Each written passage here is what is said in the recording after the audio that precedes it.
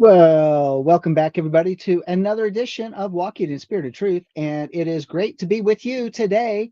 And for this edition, it's yeah, last week I couldn't make it, but this week I made it, and it's all good. So I'm glad that you're with me tonight, and I see a lot of our good friends all hanging out with us this evening, Terry and Eddie and Tammy and those that will be joining us and here shortly.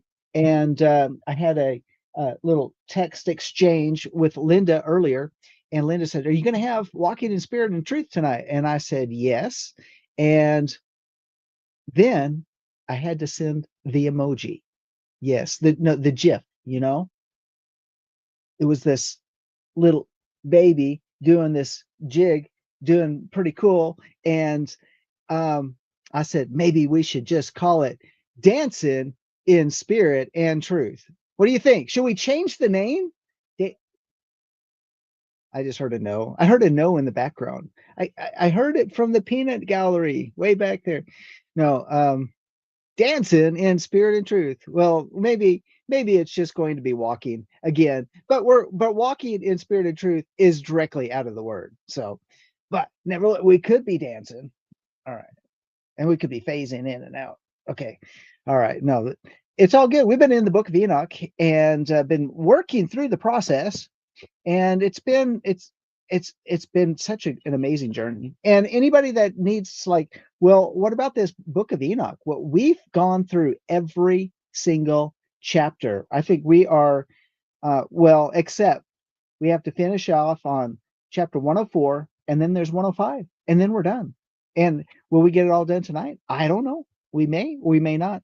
And but we're going to have it's been a journey. This is not about a Bible study. This is not about however, there's been Bible study things in this study, or in this journey, because that's really what it is. It's just been a journey with Enoch through these amazing, shall we say, adventures that he had, these amazing encounters that he had, these amazing downloads that he's had, these amazing visions, these prophetic words, and these discussions that he's had with his family members and all of that. A lot of information has been given to us in Enoch, and of all different things, I think one of the things that we've been able to confirm and affirm is that it all aligns with the scripture. It aligns with the Torah, the writings, the prophets, and the Brit Hadashah. And it makes you wonder, because the language is often very strong. It causes a great divide between the clean and the unclean, the saved and the unsaved, the righteous and the unrighteous, however you want to call it. It's uh, however you want to call people, the saved and unsaved. Well, there is a great distinction. There's no gray area. It is a line, and one can cross over and be saved, but you don't want to be counted in the number of those that would be included in the with the fallen angels, and even the Nephilim, the giants who died, because whatever happens to them. We went through a whole discussion about that, about where does their spirit go? Is it? And we had a discussion about the evil ruach, the evil ruachot, the evil spirits. Where do those come from? We had that discussion and how that relates to the Nephilim. So all throughout this study, we have just been hitting all sorts of different things that are often taught, when we were back in our churchianity days, that we actually, it was taught. It's like, well, where did they get that insight from? And well, it wasn't from the book of Enoch. I'm going to tell you right now, but I'm going to tell you that some of the things that I learned in those days, uh, I've been able to find here in the book of Enoch. It's like, you know what? There we go. It aligns with the Brit Hadashah. It aligns with the New Testament. And it brings out the finer points, or it gives greater explanation and broadens the understanding because of the way that Enoch describes it. So it's been quite the adventure. Uh, do want to say, hey, you can join us here at Life of Worship Ministries on Shabbat. and it's on the Life of Worship Ministries YouTube channel. So you can go over there, make sure you sign up, and hit the notifications button, so that it's not only just so you subscribe to it, but you have to hit the notifications button. So whenever we go live, you get notified, and then you can join us on Shabbat, and without having to let the tubes be the reminder for you, if you want to put it that way. Or you just know that at noon Central Time, we do a Torah portion from noon to about 2ish, and where we have just kind of like an ongoing little midrash as we dig into the Word, and just to pull out the treasures that are hidden there. Then an hour break, and then we come back at 3 p.m. for our encounter service, where we have a time of praise, worship, ministry, and followed up by a second stream of the message. So we would love for you to join us.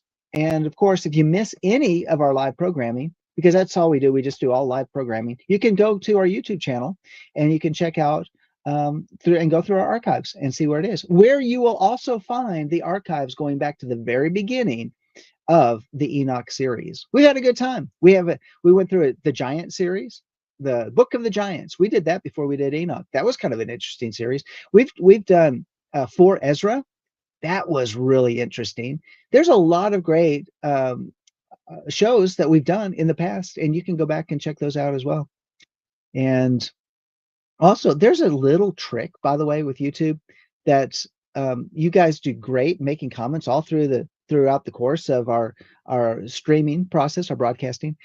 But did you know that after the broadcast is over and you go to this show, underneath it you can actually add comments that people will see, like when they're passing through, and you can add comments in there like great show, thumbs up, all sorts of things like that, that will also drive the algorithms to have people come and watch more of our gatherings. Shall we put it that way?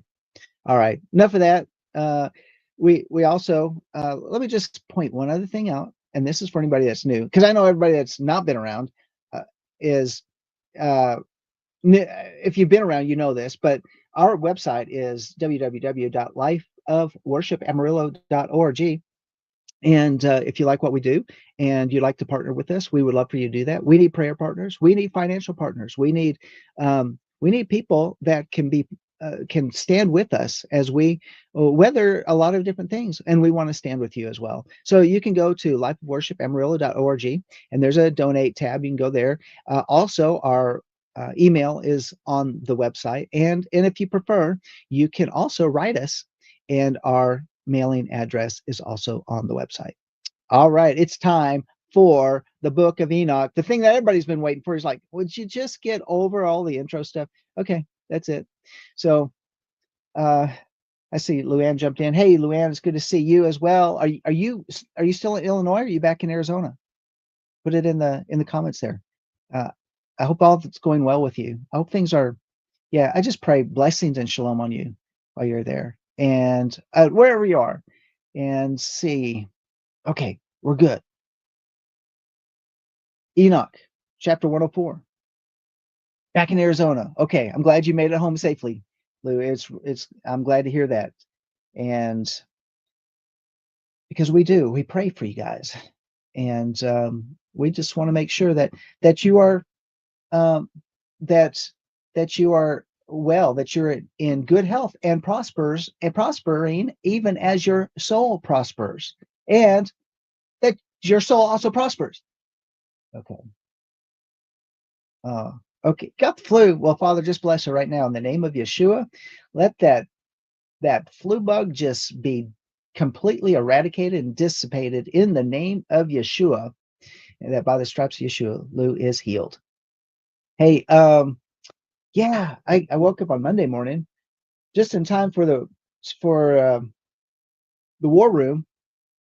My throat was super sore, but I want to tell you something. A little bit of prayer and a few of these amazing drops that for, I don't know, they do bacterial infection. Tammy sent it to us, and it was for Twyla. Well, we had that bottle. That thing knocked it out. I'm telling you, that's good stuff, Tammy. Just saying. All right, I like natural. It's one of those homeopathic remedies. So, okay, here we go. Enoch, chapter 104. Last time we actually ended on verse 7. And so, well, basically what it was talking about is like, don't be associated with the bad dudes, right? Don't be associated with the wicked. Don't be associated with the sinners. Don't be associated with them because everything's being recorded.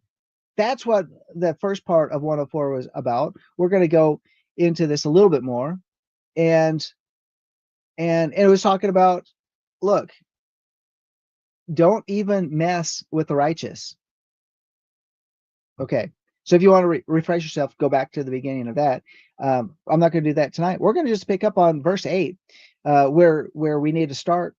And it begins reading, they shall speak evil things. So talking about the evil people, the sinners, right? They shall speak evil things, and they shall utter falsehood, and create a great creation, and compose a Sephirim in their own words. Well, that's not good. They're writing books about their falsehoods. But when they shall write all my words correctly in their own languages, wait a minute. I'm like, wait a minute. Okay, let's back. I gotta back up. We're gonna go to verse 6.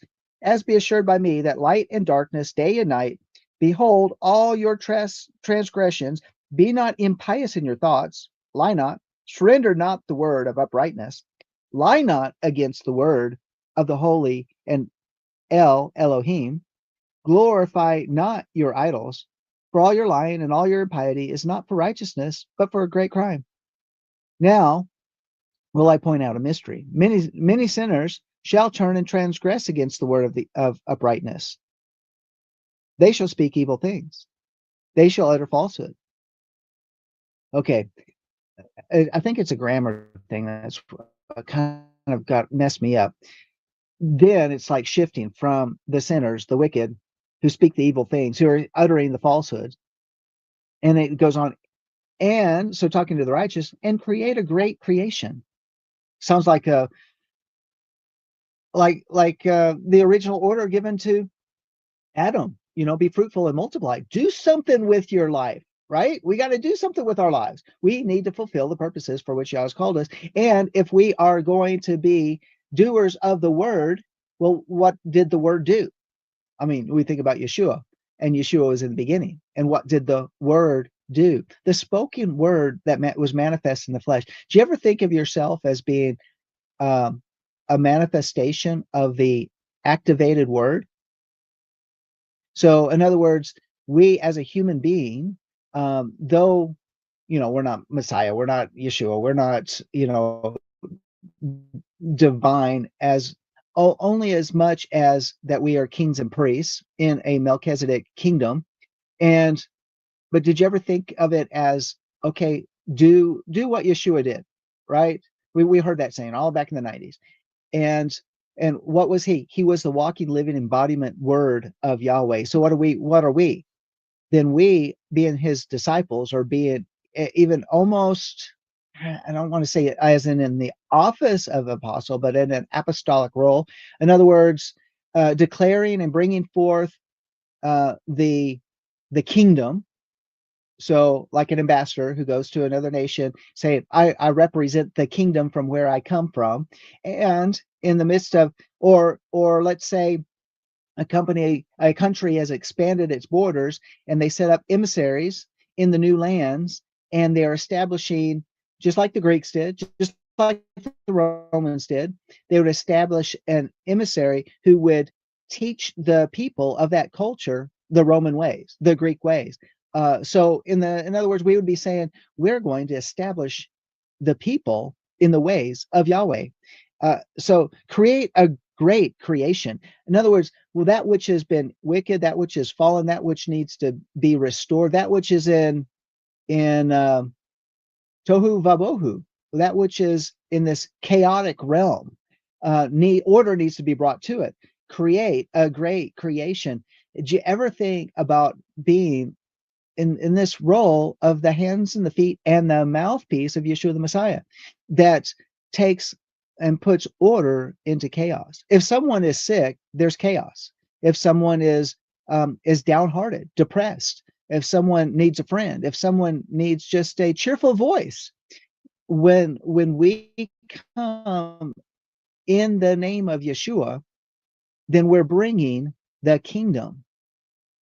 And what are the characteristics of the kingdom? I think you put it as the characteristics of the kingdom could be summed up in the fruit of the Spirit: love, joy, peace, patience, kindness, goodness, faithfulness, and gentleness, and self-control. Create a great creation and compose Sepharim in their own words. But when they shall write all my words correctly in their own languages, wow, and there's a mandate that we're supposed to translate. So, I mean, it's like Enoch saying, there's multiple languages in the world.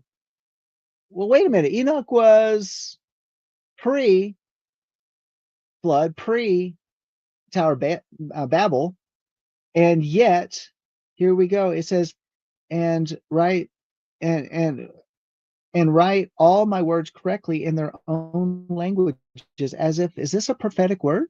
As if there's like, hey, there's the languages are going to be divided, and because of the division of the languages, someone's going to need to be able to speak and tell people about these words of the Most High in their own language. They shall neither change or diminish them. Wow, like we're not supposed to add to or delete from, because there's a curse. We're told that in the book of Deuteronomy. We see it in other places. Why? Because it's, if we do, then we're going to lead people astray.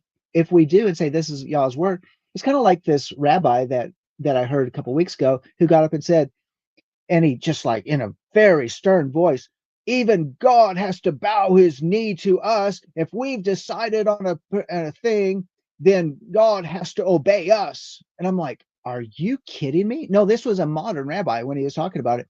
He was specifically talking about the things that were going on in right now, current events in Israel, saying as if the like, as I don't want to get political or anything, but if as if the decisions that they're making, good, bad, or indifferent, that because they made those decisions, because that was an agreement, because that they got the blessing of the rabbis or whatever, then therefore God has to obey them to give and give them success. I'm like, well, that's not historical Israel.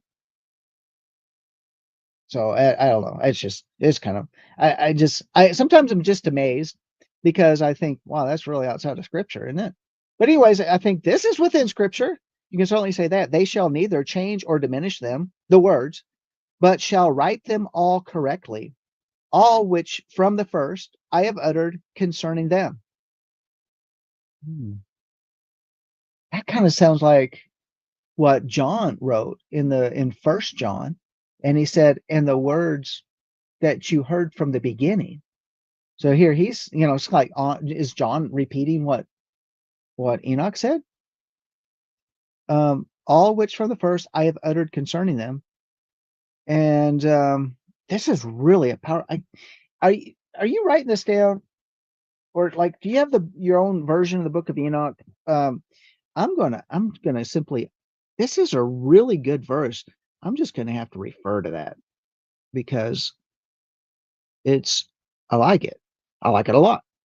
They shall neither change or diminish them, talking about the words, but shall write them all correctly, all which from the first I have uttered concerning them. And so remember those words, and then also write them all correctly. And I think about, what about this idea of writing down the word? Weren't the kings, remember that? Weren't the kings supposed to write the words of Deuteronomy? They're supposed to write it out and write, so they have their own edition by which they had to concentrate and focus and write it out. And I bet you if they had a scribe watching over them as they wrote out the words of that, they'd make sure there would be no mistakes, and every letter, every jot and tittle put in the right place. But think about the impact of one's writing every single letter, and every letter has a meaning in Hebrew, and every word has a meaning in Hebrew, and then every phrase, and you put all that stuff together, not only just in terms of the common sense of understanding it, but in terms of the prophetic implications, the depth of the riches and the treasures that are within it, and they had to write every word down. This is interesting here. Has anybody ever endeavored? I mean, I'm just talking to our group right here. Have you all ever gone and say, I'm going to write my own book of Devarim, book of Deuteronomy? I'm just going to type it out for myself. I'm going to handwrite it. If you handwrite it, how much more of an impact would that make for each one of us if we wrote out our own copy of Deuteronomy? Just saying. That is an idea. I've always like, I need to do that. I'm like, but when would I do that? Probably between 3 and 4 in the morning for a series of a month to get it all written down. No, I'm sleeping during that time. I don't know. I try to figure out where I can squeeze that in as well. But it would be a very interesting thing to be able to do that, because if we're considered a royal priesthood, and that's what royalty does, I think it's got to be life changing. It was an order to the king to do it. Okay, I digress. Let's go back to verse 10. Another mystery also I point out, like these mysteries are meant for us, okay? To the righteous and the wise shall be given Sephirim of joy, of integrity, and of great wisdom. To them shall Sephirim be given, or Sephirim, books, right? Just put it, scrolls, books, shall be given, in which they shall believe. Well, think about it. What are you reading right now? Are you not reading the Word of Yah? Do you have your own edition of the Bible? Do you have like what I have right here is a Sefer edition, but of course I have another one that actually that doesn't have all these extra special books in it, but it's, I like it because I'm familiar with it and I've used it for such a long time. I've got a lot of things highlighted and underlined and margin notes and all that fun stuff, so I continue to enjoy to use that, and it's got a lot of great study helps in there. But it says, to the righteous and the wise shall be given Sephirim of joy, of integrity, of great wisdom. So think about your word, think about your Bible. It's a book of joy, it's a book of integrity, and it's a book of great wisdom. To them shall Sephirim be given, in which they shall believe. Because that's the other thing that it does, that it's not only faith comes by hearing, and that hearing by the word of Yah, but it also gives us our daily bread, by which gives us our nutrition, by which we can live by. So, and when that happens, it causes something to happen in our faith. And verse 11, and in which they shall rejoice. So even that, I remember a time, and maybe you do too, when it was in my pre-faith days. I had been raised in a Southern Baptist church, and there was I had some different things that happened during the time, but my heart had been converted, that I could feel the presence of Yah, and I wanted to do something with it, but I just didn't. But and I tried to read the word, and it was like, and I've always described it as reading the newspaper, because as a teenager reading the newspaper, it was like, this is like dull, black and white, and it's like, this is like, well, and so I compared that to reading the Bible. Like, this is just so dull, and I'm just not getting anything out of it. And I heard a lady speak. She said, she goes, I just get so much life out of the word, out of the Bible when I read it. And it's just like so full of things, and it just fills me up and it gives me great joy. And I'm like, I want some of that. I really did. And then when my heart got converted, my heart was changed, and the Spirit of the Lord met me, and I told him my complaint. I said, I want some of that. I'm telling you, it was so good. I mean, it didn't it was over a period of about 2 or 3 months, and I got put in a challenging place. What was the challenging place? I was a camp counselor for 10-year-old boys, along with other camp counselor. We were co-counselors together in one cabin. for a summer camp out in the Ozarks, and actually not the Ozarks, but we can call it Camp Ozark. That was Camp Ozark. You can look it up. And yeah, I had an amazing journey that summer, and y'all met me. I'd get up every morning early. Nobody else was up.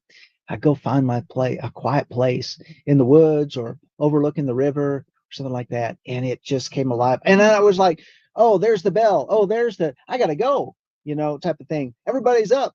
Because I couldn't separate myself. I just wanted to keep reading. All right. So verse 11, and in which they shall rejoice, and all the righteous shall be rewarded. Well, I like that. I like rewards. I like that. Whom from these shall acquire knowledge and of every upright path.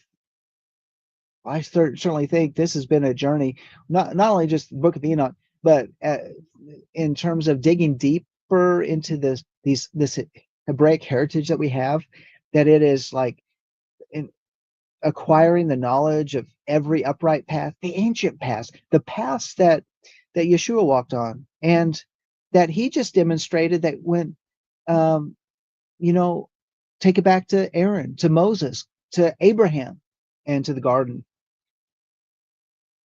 In those days, says Yahweh, they shall call to the children of earth and make them listen to their wisdom. Make them listen. Oh, that's a bold statement, especially in 21st century. No excuses. Make them listen to this word. Show them that you are their leaders. I go, huh? That why? Because if you think about it in terms of a shepherd, the shepherd is what? Leading his flock to water, leading his flock to the green pastures. Her flock. It would give, not gender specific or anything, but um, however that looks like for each one of us is to take somebody that they're thirsty and they're hungry and say, well, hey, let's go over here, let's check this out. It's something that I think, have we neglected that in our walk in terms of our responsibility, our purposes? Because here Enoch is actually touching this thing that Second Timothy 2:2 talks about, and about um, finding others to teach, who can teach others also. So show them that you are their leaders. In verse 12, and that remuneration shall take place over the whole earth. For I and my son shall forever hold communion with them in the paths of righteousness while they are still alive. Peace shall be yours. Rejoice, children of integrity, in the truth with a capital T. So I this is okay, this is odd, because all of a sudden he throws in this phrase. First off, he gives a great commission. So Matthew 28, 28, 29, 30, somewhere along there, and about going to all the nations and make disciples. Mark 16, I think, as well, talks about that. So, and he says, and that remuneration shall take place over the whole earth, for I and my son shall ever hold communion with them in the paths of righteousness while they're still alive. So, okay, so we get this command here, but it says, for I and my son. Well, in this Sefer edition, it's like it's changing it as if he is making a quote inspired by the Ruach HaKodesh, inspired by the Holy Spirit, saying, for I and my son will forever hold communion with them in communion with them in the paths of uprightness while they are still alive. Now, so now all of a sudden it's like the whole thing shifted, and he says, and now the Father speaking, I and my son shall have communion with him. in the passive uprightness while they're still alive.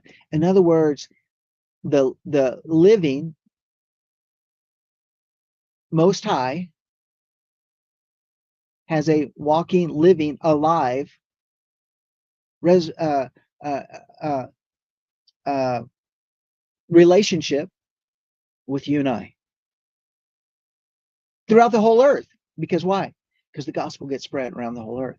The good word gets spread. All of this message that he's talking uh, about about these paths, these knowledge of every upright path. So it's, remember, it says, and all the righteous, back in verse 11, and all the righteous shall be rewarded. What's the reward? I think it's because I and my son will forever hold communion with him in the paths of righteousness while they're still alive. That's the reward. Peace shall be yours. Shalom shall be yours. Rejoice, children of integrity, in the truth. And why would he say that? Because rejoice in the truth. One, what's in the books? What's in the Sephirim that we're just talking about? What is it? It's the truth. And we're walking in spirit and truth, or dancing in spirit and truth. Okay, but walking, here we have, so in the truth, rejoice in the truth. It's a capital T. Yeshua said, I'm the way, the truth, and the life. Rejoice in him. And and uh and so do we take time just to say, it's not just being grateful, but what does rejoice mean? It's to have joy and do it again. To have joy and to do it again. And do we I know sometimes our quiet times are very special times, and they're quiet, and sometimes they're loud, sometimes they're meditative, sometimes they have different days, are different. But do we ever, like, kind of get off by yourself and just, no one's watching, no one's looking around, but it's just you and the Most High, and all you want to do is just dance before him. All you want to do is just say, oh, this is great. Jump up and down, lift up your hands, maybe shout, maybe laugh, to rejoice in him. Rejoice. Rejoice in the Lord always. And again, I say rejoice. Okay. All right. So that's enough of the singing. Let's go on. And to chapter 105, we're on the last chapter. And I'm looking at the time. Can we do it in less than 25 minutes? Can we do it? Can we get it all in? I don't think we can. But we're because I don't want to miss anything. I could rush it and I could just read right through it and we're done. And but I don't want to do that. I kind of like this little bit of a journey and just kind of opening these things up and relating to it. Verse 1. After a time, my son, Methuselah, took a woman for his own Lamech. So he had Lamech, and he got a wife for Lamech. She became pregnant by him and brought forth a child of flesh, of which was as white as snow and red as a rose, the hair of whose head was white like wool and long, and whose eyes were beautiful. When he opened them, he illuminated all the house like the sun. The whole house abounded with light. And when he was taken from the hand of the midwife, Lamech, his father, became afraid of him, flying away, came to his own father. Shall we say maybe fleeing away? Maybe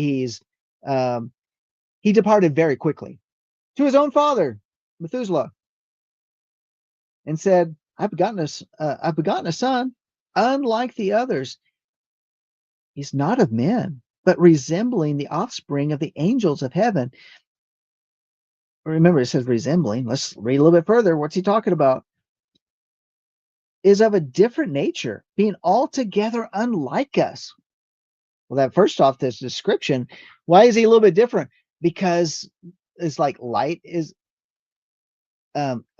just eliminating the whole house, proceeding out of him. So what are we talking about? What is this illustration? Is this a parable? Is this a vision? Is this an actual thing that's taking place? Let's read a little bit further. Verse 4, his eyes are as the rays of the sun, his countenance glorious, and he looks not as if he belongs to me. Like, what's my wife been doing? Or, wait a minute, what's my son's wife been doing? Because it doesn't look like this guy, this child fits. It's not from my lineage. Nobody came out like shining bright light in every room, every whole house illuminated. Okay. His eyes are as the ray of the sun, his countenance glorious, and he looks not as if he belonged to me, but to the angels. I am afraid lest something miraculous should take place on earth in his days. And now, my father, let me entreat and request you to go to your progenitor, Hanok, and learn from him the truth, for his residence is with the angels. Wait a minute. So Hanok, Enoch, is going to be the great grandfather. He's already hanging out with the angels. Verse 7, when Methuselah heard the words of his son, he came to me at the extremities of the earth, for he had been informed that I was there, and he cried out. I heard his voice and went to him, saying, behold, I'm here, my son, since you have come to me. He answered and said, on account of a great event have I come to you, and on account of a slight what? On account of a sight difficult have I approached you. And now, my father, hear me, for my son Lamech, a child has been born, who resembles not him, and whose nature is not like the nature of man. His color is whiter than snow. He is redder than the rose. How can he be white and red? He's redder than the rose. The hair of his head is whiter than white wool. His eyes are like the rays of the sun. And when he opened them, he illuminated the whole house, even the closets. I just added that. When also he was taken from the hand of the midwife, his father Lamech feared and fled to me, believing not what belonged to him, but that he resembled the angels of heaven. And behold, I am come to you that you might point out to me the truth. I mean, maybe they're just thinking, well, maybe the wife wasn't messing around, but maybe an angel got a hold of her, because there's this. Okay, because it's just angelic looking child. I think every parent says their child is an angel. My child is such an angel. Okay, moving right along. Then I, Hanok, answered and said, Yahweh will effect a new thing upon the earth. This I've explained and seen in wisdom. Then I, Enoch, answered and said, Yahweh will effect a new thing upon the earth. This have I explained and seen in a vision. I have shown you that in the generations of Jared, my father, those who were from heaven discarded the word of Yahweh. Behold, they committed crimes. When I turn my head, I disappear. Okay. See if I can change positions here so I don't disappear quite as much. Right, just else. Okay, there we go. Those who were from heaven disregarded the word of Yahweh. Well, that's right. Isn't that what we've gone through that with Enoch? Behold, they committed crimes, laid aside their class, and intermingled with women. With them also they transgressed, married with them, and begat children who are not like spiritual beings, but creatures of flesh. A great destruction therefore shall come upon all the earth. A deluge, a great destruction shall take place in 1 year.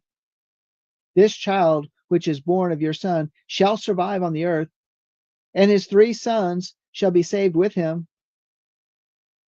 When all mankind who are on the earth shall die, he shall be saved, and his posterity shall beget on the earth giants, not spiritual, but carnal. Upon the earth shall a great punishment be afflicted or inflicted, and it shall be washed from all corruption. Now, therefore, inform your son Lamech that he who is born is his child in truth, and he shall call his name Noah. Wow, what a description of Noah. I mean, I'm looking at this as you get this description of this baby that's born that has all this brilliant white hair and white and red and eyes open up and like flames of fire. And I'm thinking, I'm thinking Revelation chapter 1, and we see a picture of Yeshua, right? I'm thinking, is this a messianic character? Is this like a prophetic word about the one to come? And yet here he says his name is Noah. This is Noah, for he shall be with you. He shall be to you a survivor. He and his children shall be saved from the corruption which shall take place in the world. Now, I don't understand that reference to in 1 year, because of course he's not going to have sons in 1 year, but maybe in that 1 year when the flood comes, because we got a lot of years that Noah, the preacher of righteousness, is going to be building an ark, right? He's going to have his sons. He's going to be raising them. He's going to be building an ark. They're all going to be grown men. They're going to be married. They're going to have, their family, and they're all going to get on this ark. So I think there's a little bit of translation issues here, but he and his children shall be saved from the corruption which shall take place in the world, from all the sin and from all the iniquity, which shall be consummated on earth in his days. Afterwards shall greater impiety take place than that which had been before consummated on the earth. For I am acquainted with the holy mysteries, which Yahweh himself has discovered and explained to me, and which I have read in the tablets of heaven. Yeah. So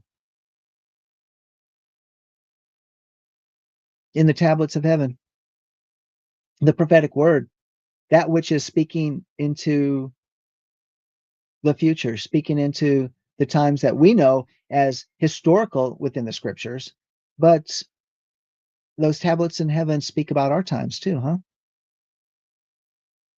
And in verse 17, in them I saw it written that generation after generation shall transgress, until a righteous race shall arise, until transgression and crime perish from all the earth, and all goodness come upon it. Well, how many generations have passed since this time? Because we've not seen the generation where transgression and crime perish from all the earth. We're definitely not there. We're not that generation, but neither has been any generation that's been before us. I can't say that. I mean, I know the Great Awakenings in the United States, the first Great Awakening, the second Great Awakening, the times of revival, the turn of the 20th century, also going into the revivals of the 40s, 50s, and the 60s, 70s, where the Jesus movement, the charismatic movement, all these different things that we can say, okay, these things happen. These are actually occurrences that we can look back to, where Yahweh had amazing moves upon the earth. But here it says, until all goodness comes upon it, until transgression and crime perish from off the earth.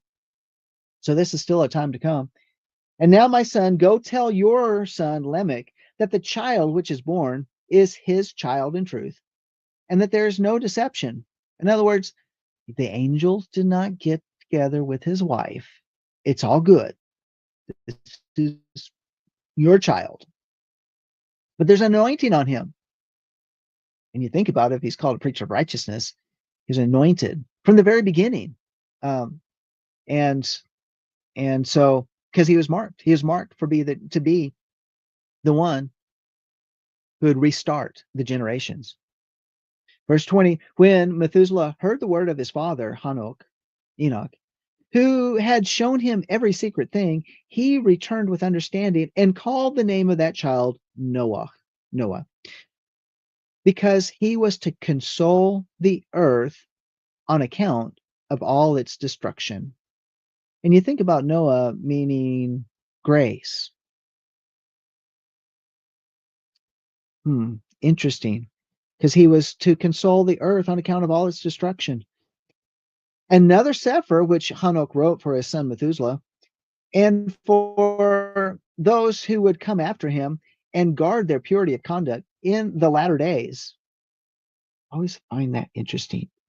So those that are guarding their purity of conduct in the latter days, you who have labored shall wait in those days until the evildoers be consumed. I want to know what that Hebrew word is for wait, because we've done word studies on the word wait before. Um, Waiting, not that Yahweh's late, but waiting as in ambush. We're ready. We're ready to pounce upon the time that's coming, as if it's coming down the path. We're waiting. We're watching. We're aware. Uh, you who have labored shall wait in those days until the evil doors, no, the evil doers be consumed, and the power of the guilty be annihilated. Wait until sin pass away, for their names shall be blotted out of the holy Sepharim. Their seed shall be destroyed, and their ruachot, their spirits, slain. They shall cry out and lament in the invisible waste, and the bottomless fire shall they burn. Now, wait a minute. Isn't that something that, we go back in the book of Revelation, we learn about the lake of fire and the bottomless, so it calls it a bottomless fire as well. You can't touch the bottom. So, yeah. So how do you can't swim through that. You're just constantly sinking in fire. Oh, wow. And it's in the book of Enoch, and yet these are the things that we've always known. We've had Yeshua tell us about it, and John told us about it, and so we have these apocalyptic type of revelation revealings of what is to come. Hey, Michael, it's good to see you this evening. And then it says, there I perceive. So they're in this bottomless fire. Shall they burn. There I perceived, as it were, a cloud which could not be seen, or could not be seen through. For from the depth of it, I was unable to look upwards. I beheld also a flame of fire, blazingly bright, and as it were glittering mountains whirled around and agitated from side to side, agitated like shaking, quaking from side to side. Then I inquired of one of the holy angels who was with me and said, what is splendid? For it is not heaven, but a flame of fire alone which blazes, and the clamor of exclamation, of woe, and of great suffering. He said, the angel, he said, there into that place which you behold shall be thrust the ruachot of sinners, the spirits of sinners and blasphemers, of those who shall do evil and who shall pervert all which Elohim has spoken by the mouth of the prophets.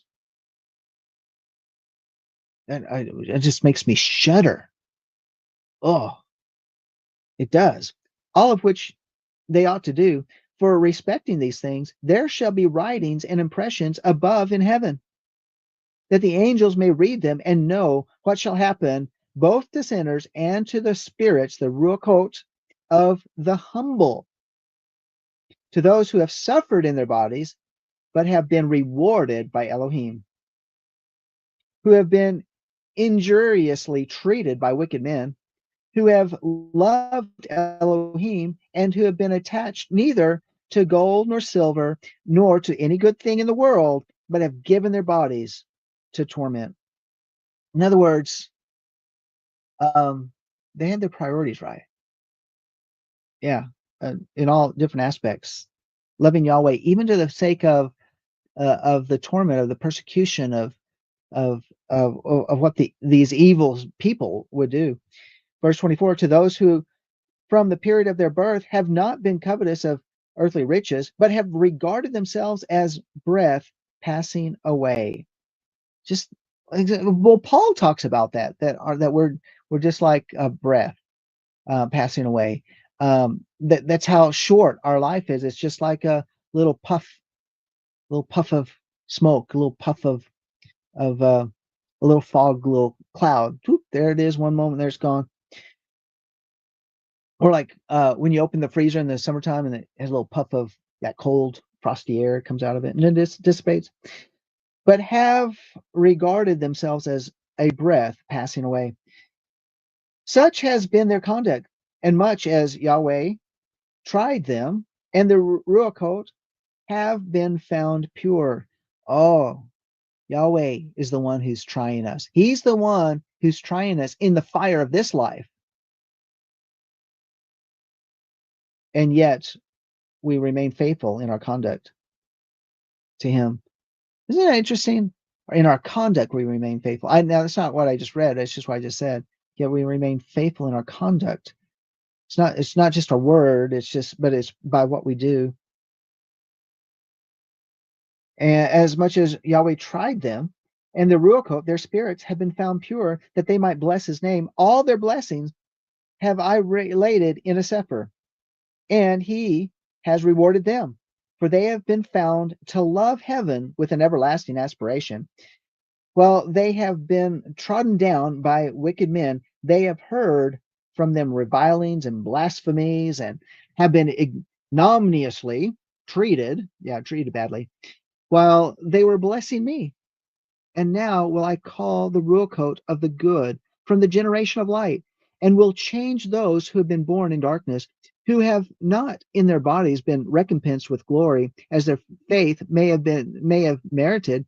I will bring them into splendid light of those who love my holy name, and I will place each of them on a throne of glory, his own, and they shall beat rest during unnumbered periods. Wow, it's like, yeah, like time is no longer calculated.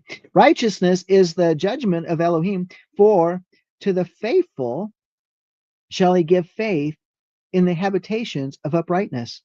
For to the faithful shall he give faith in the habitations of uprightness. I like that. When we're faithful, then he gives faith. Like, has he infused that in us? Yeah, I need more. I need more faith, because I want to be saturated. Whatever he has, I want you to be saturated in it. They shall see those who have been born in darkness, unto darkness shall be cast, while the righteous shall be at rest. Sinners shall cry out, beholding them, while they exist in splendor and proceed forwards to the days and periods prescribed to them. The end. No, it's not the end. That's the end of Enoch. I did get through the whole thing. We made it. But it was almost like this. It was telling us this last storyline. I couldn't hardly even stop, because it just, again, that the distinction, the difference between the two, between what they're talking about the bad guys and the good guys, the those that and what happens to our spirits and all of that. And so those that have an evil spirit, those that are, we see this thing in the book of Revelation and all these other places, and Yeshua talks about their end in life, and yet the eternal significance of this should, I don't know about you, but it does something to me, to make me think about the ramifications. And it seems like, how much, like, well, I've lived all these years of my life, and all these different things have happened to me, and yet even all these different years in the midst of eternity is just like a breath.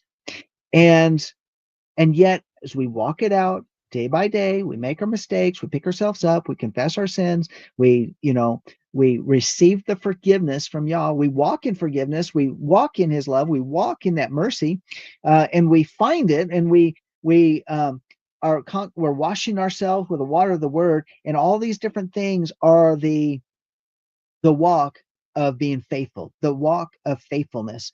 And he adds faith to us. I mean, wouldn't you say that our faith is different now than it was 10 years ago or 20 years ago or 30 years ago? Think about it, however old you are, but that how our faith has changed. And I mean, I hope our faith has changed, that we're not sitting in the same place, but things have always challenged us and caused us to dig in. And yet at the end result, we see this difference where it's almost like the righteous are indifferent to what's going on with the sinners, and yet the sinners are crying out, beholding what's going on with the righteous and how they are existing in splendor. And I would say how the sinners are probably living in massive regret. Wow, what a great journey this has been. It's been a ride. I gotta go. We're at the end. We're at the end of the show. So glad that you're able to join us. And that, you know what that means? It means we got to jump in and do something new next week. We're gonna have to. We're putting a bow on it.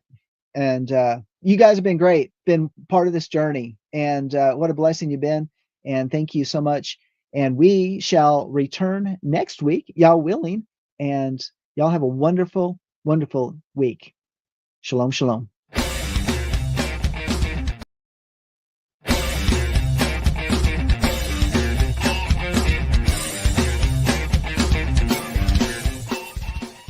If you missed today's show or want to watch it again or want to tell someone where they can watch this episode, go to lambnetwork.tv, where you will find this show and all the other live Lamb show archives in the on-demand section of the website.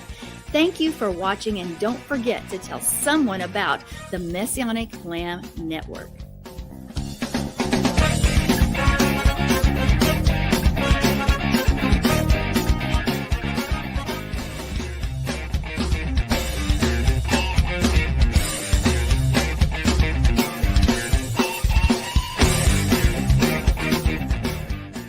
We are richly blessed to bring you what we believe is the fullest, most diverse, yet up-to-date progressive teachings, discussions, and prayer programming you can find anywhere on this planet.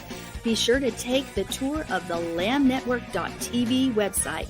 I'm Sandi Craig, thanking you for joining us on the Messianic Lamb Video Network.